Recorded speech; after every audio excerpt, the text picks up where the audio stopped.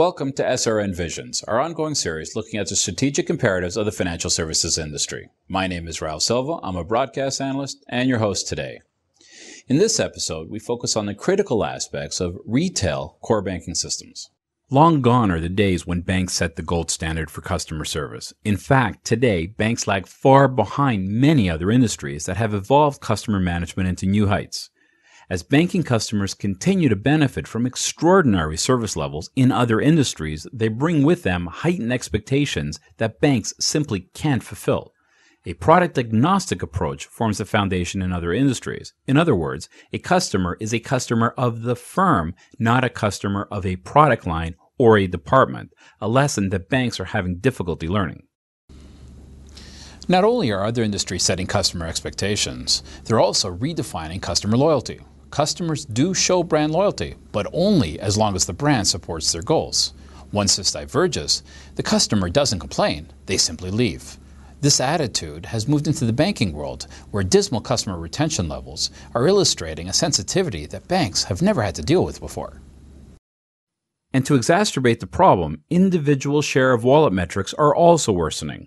There was a time not so long ago that more than 80% of customers had all their financial services products under the same brand. Today, less than 10% show that level of commitment.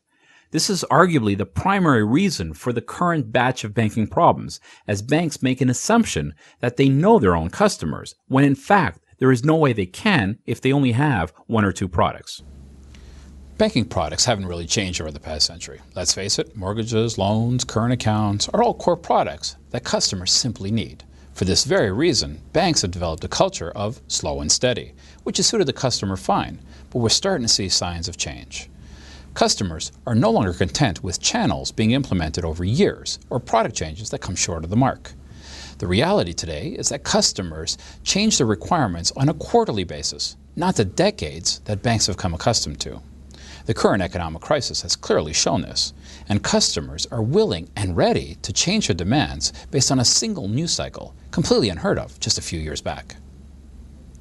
But let's not lose sight of the fundamentals, and the fundamentals are simple. It's all about making money. And in the current environment, the only way to maintain profitability is to keep customers longer and to encourage them to invest a greater proportion of their business within your firm.